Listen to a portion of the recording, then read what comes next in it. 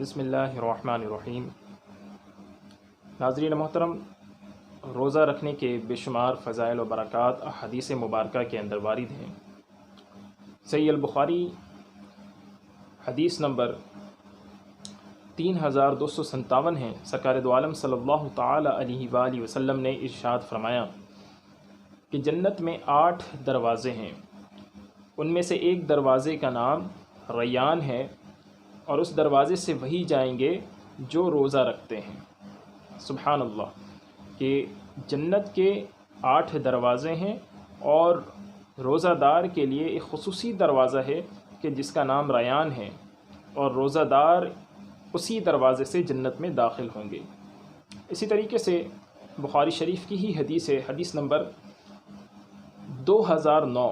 سرکار دو عالم صلی اللہ تعالی علیہ وآلہ وسلم نے ارشاد فرمایا، جو ایمان کی وجہ سے اور ثواب کے لیے رمضان کا روزہ رکھے گا تو اس کے اگلے گناہ بخش دیے جائیں گے، اور جو ایمان کی وجہ سے اور ثواب کے لیے رمضان کی راتوں کا قیام کرے گا تو اس کے اگلے گناہ بخش دیے جائیں گے، اور جو ایمان کی وجہ سے اور ثواب کے لیے شب قدر کا قیام کرے گا تو اس کے گناہ بخش دیے جائیں گے۔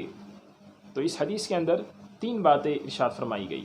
ایک تو جو رمضان کا روزہ رکھے گا، دوسرا جو رمضان کی راتوں میں قیام کرے گا، اور تیسرا جو شب قدر میں قیام کرے گا، تو اس کو یہ فضیلت دی جا رہی ہے کہ اس کے گناہ کو بخشنے کی، اس کے گناہ کو معاف کرنے کی، اس کے گناہ کو مٹا دینے کی نوید اسے سنائی جا رہی ہے۔ اسی طریقے سے عزیزان محترم، بیہقی نے شعب الایمان کے اندر حضرت عبداللہ بن عمر رضی اللہ تعالیٰ عنہ سے یہ حدیث روایت کی ہے کہ رسول اللہ صلی اللہ تعالیٰ علیہ وسلم ارشاد فرماتے ہیں، روزہ اور قرآن بندے کی شفاعت کریں گے۔ روزہ کہے گا، اے میرے رب، میں نے اسے دن میں کھانے سے روکے رکھا، تو میری شفاعت اس کے حق میں قبول فرما۔ اور قرآن کہے گا کہ اے میرے رب، میں نے اسے رات میں سونے سے باز رکھا، تو میری شفاعت اس کے حق میں قبول فرما۔ تو دونوں کی شفاعت قبول کی جائے گی۔ ذرا دیکھیں کہ روزہ بھی روزے دار کی شفاعت کرے گا، اور قرآن بھی جو ہے اس کی شفاعت کر رہا ہے کہ کل بروز قیامت اللہ تبارک و تعالیٰ کی بارگاہ میں روزہ اور قرآن یہ عرض کریں گے کہ مولا، ہم نے اسے دن کے وقت کھانے سے، پینے سے، اس کی خواہشات سے اس کو روکے رکھا، اور قرآن یہ کہے گا کہ رات میں یہ قیام کیا کرتا تھا، میری تلاوت کیا کرتا تھا، نمازوں میں تراویح ادا کیا کرتا تھا، تو اے اللہ اس کے حق میں میری شفاعت قبول فرما۔ تو دونوں کی شفاعت قبول کی جائے گی۔ اسی طریقے سے ایک حدیث مبارکہ ہے، بخاری شریف کے اندر یہ حدیث موجود ہے۔ رسول اللہ صلی اللہ تعالیٰ علیہ وآلہ وسلم ارشاد فرماتے ہیں کہ آدمی کے ہر نیک کام کا بدلہ 10 سے لے کر 700 گنا تک بڑھا دیا جاتا ہے۔ اللہ تعالیٰ نے فرمایا، مگر روزہ کہ وہ میرے لیے ہے اور اس کی جزا میں دوں گا۔ بندہ اپنی خواہش اور کھانے کو میری وجہ سے ترک کرتا ہے، اور فرمایا روزہ دار کے لیے 2 خوشیاں ہیں، ایک افطار کے وقت اور ایک اپنے رب سے ملنے کے وقت۔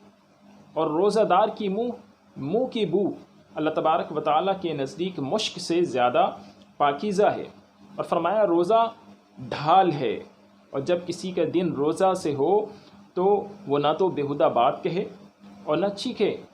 اگر اس سے کوئی گالی گلوچ کرے یا لڑنے پر آمادہ کرے تو اسے کہہ دے کہ میں روزے سے ہوں۔ عزیزان محترم، اس حدیث کے اندر بڑی پیاری باتیں ارشاد فرمائی گئی۔ ایک تو یہ بتایا گیا کہ ہر نیک کام کا اجر ہے 10 سے لے کر 700 گنا تک، لیکن روزے کی یہ خصوصیت ہے کہ اللہ تبارک و تعالیٰ نے فرمایا کہ روزہ میرے لیے ہے اور میں خود ہی اس کی جزا دوں گا۔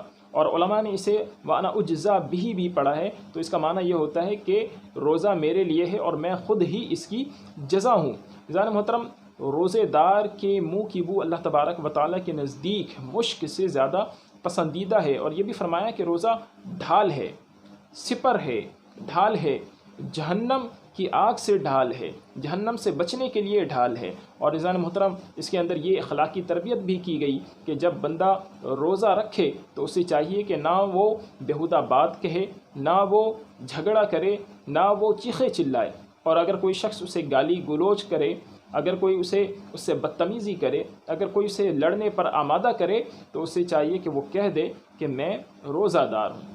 سبحان اللہ، ان احادیث مبارکہ کے اندر بڑی فضیلتیں بھی بیان کی گئی کہ روزہ دار کے لیے ایک خصوصی دروازہ اللہ تبارک و تعالی نے رکھا ہے جسے ریان کہا جاتا ہے۔